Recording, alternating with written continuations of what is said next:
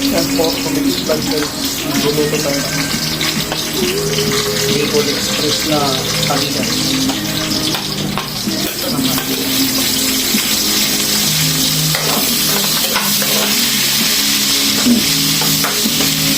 Meron kayo makakita nito ng Bicol Express na dito guys. Diba? Dito sa gagamit sila ngayon.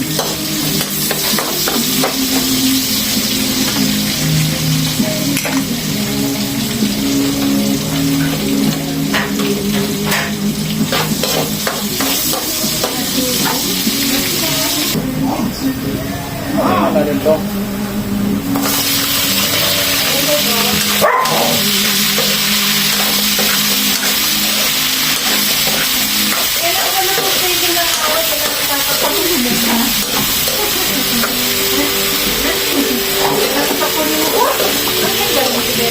Kaya naman dito.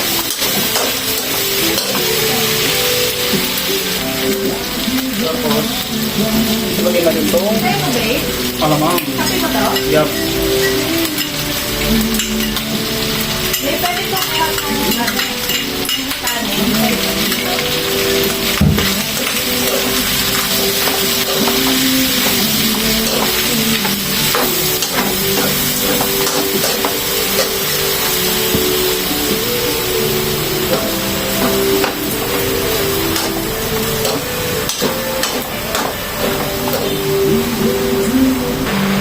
Ayan natin itong batakal.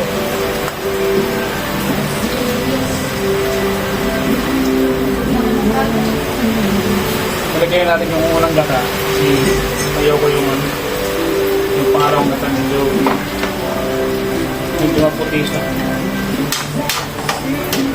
Medyo masyadong po. Ayan, pakukuloy lang natin ito. Hey guys, sasabay na natin itong sitaw para sabay lumambot. Kasi itong paa, ay malambot na ito. Hilagan na natin ito na halos kalahating oras. Ang lambot na ito. Sabay na natin itong sitaw guys.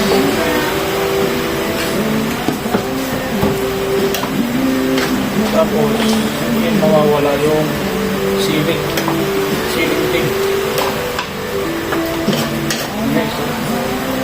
Hindi malapot-lapot na. Hintay lang natin ito lang. Lumambot yung sitaw.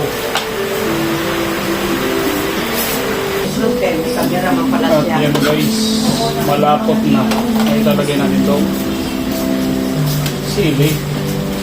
Siyempre hindi makumpleto yung Bicol Express natin mo wala yung sili guys.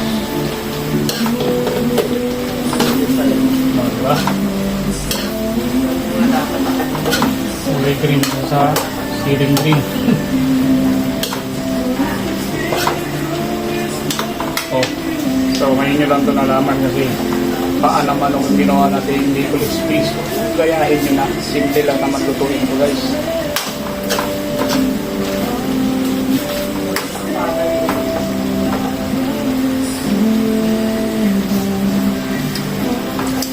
The best. Kanina na.